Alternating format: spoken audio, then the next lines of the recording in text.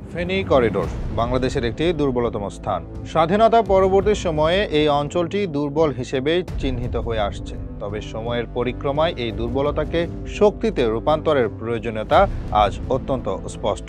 সে লক্ষ্যেই এখানে একটি সামরিক ঘাঁটি স্থাপনের সম্ভাবনা উকি দিচ্ছে।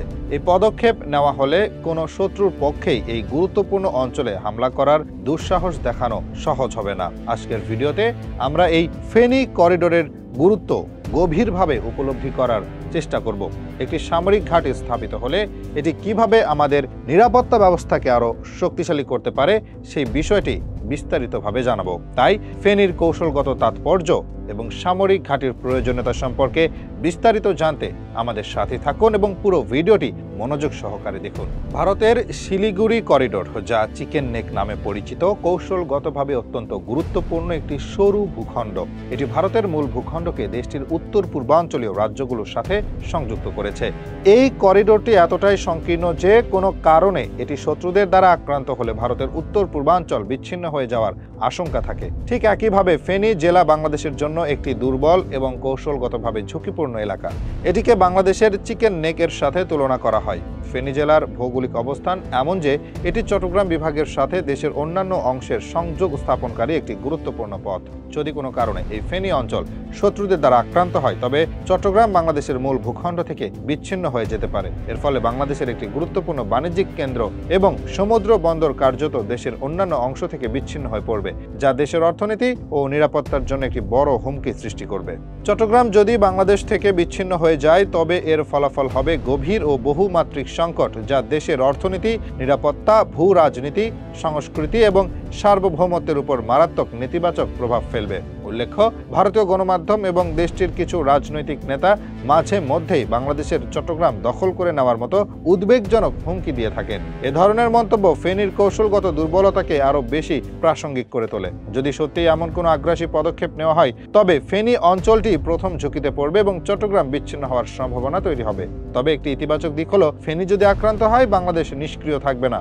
দেশের সামরিক বাহিনী এর বিরুদ্ধে তাৎক্ষণিক প্রতিরোধ গড়ে তোলার চেষ্টা করবে। এই পরিস্থিতিতে কুমিল্লা সেনানিবাস এবং চট্টগ্রাম সেনানিবাস থেকে সেনাবাহিনীর সদস্যরা দ্রুত ঘটনাস্থলের দিকে রওনা হবেন। তাদের প্রধান লক্ষ্য হবে শত্রুদের অগ্রযাত্রা থামানো এবং ফেনী অঞ্চলের নিয়ন্ত্রণ পুনরুদ্ধার করা। কুমিল্লা এবং চট্টগ্রাম ক্যান্টনমেন্টে অবস্থিত সামরিক ইউনিটগুলো দেশের প্রতিরক্ষা ব্যবস্থার গুরুত্বপূর্ণ অংশ।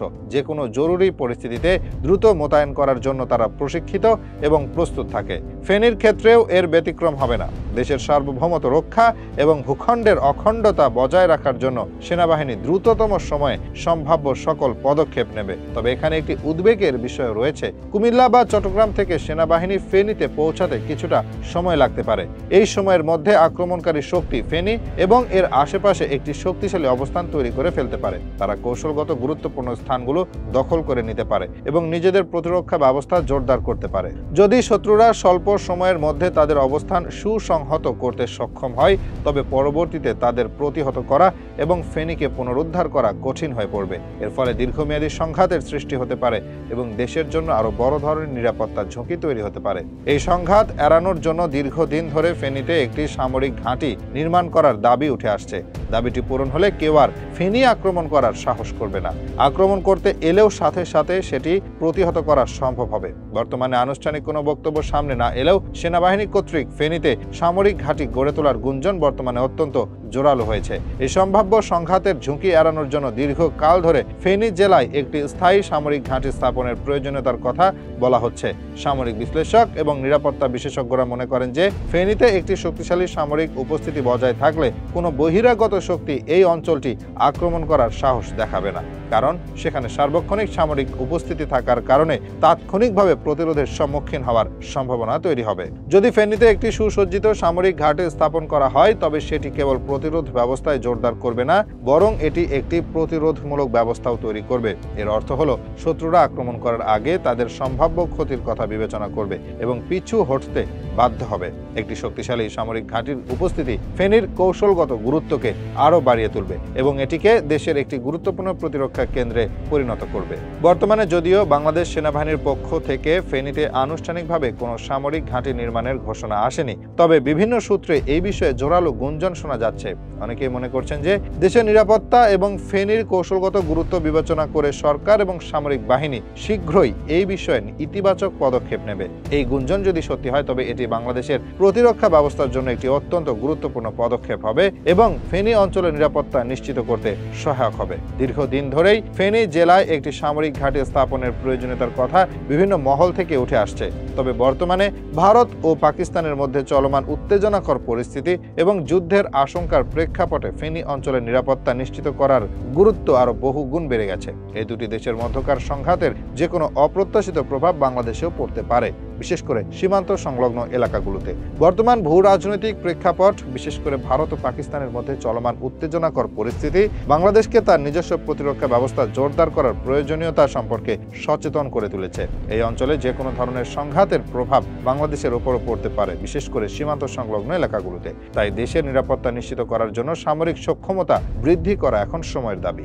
ডক্টর ইউনূস, যিনি বাংলাদেশের নিরাপত্তা ও কৌশলগত স্বার্থের প্রতি সর্বদা সজাগ, তিনি এই পরিস্থিতিতে দেশের সামরিক শক্তি বৃদ্ধির জন্য প্রয়োজনীয় পরিকল্পনা গ্রহণে সক্রিয় ভূমিকা রাখবেন। এটাই স্বাভাবিক। ফেনীর মতো একটি কৌশলগত গুরুত্বপূর্ণ অঞ্চল, যা দেশের প্রতিরক্ষা ব্যবস্থার দুর্বল স্থান হিসেবে চিহ্নিত, সেটিকে সুরক্ষিত করার জন্য তিনি উদ্যোগী হবেন, এমন প্রত্যাশা করা অযৌক্তিক নয়। ফেনীর ভৌগোলিক অবস্থান বিবেচনা করলে দেখা যায় এটি চট্টগ্রাম বিভাগের সাথে দেশের অন্যান্য অংশের সংযোগ স্থাপনকারী একটি গুরুত্বপূর্ণ পথ। এই অঞ্চলের নিরাপত্তা নিশ্চিত করা না গেলে চট্টগ্রাম বিচ্ছিন্ন হওয়ার ঝুঁকিতে পড়তে পারে, যা দেশের অর্থনীতি ও নিরাপত্তার জন্য মারাত্মক হুমকি সৃষ্টি করবে। তাই ডক্টর ইউনূসের মতো একজন দূরদর্শী ব্যক্তিত্ব এই অঞ্চলে নিরাপত্তা জোরদার করার জন্য সামরিক ঘাঁটি স্থাপনের মতো পদক্ষেপ নেবেন, এমনটাই আশা করা যায়। ডক্টর ইউনূসের নেতৃত্বে বাংলাদেশ সরকার এবং সামরিক বাহিনী সম্মিলিতভাবে ফেনীর নিরাপত্তা জোরদার করার জন্য প্রয়োজনীয় সকল পদক্ষেপ গ্রহণ করবে। এর মধ্যে সামরিক ঘাঁটি স্থাপন, প্রতিরক্ষা ব্যবস্থা উন্নত করা এবং যে কোনো বহিরাগত হুমকির বিরুদ্ধে প্রতিরোধ গড়ে তোলার পরিকল্পনা অন্তর্ভুক্ত থাকতে পারে।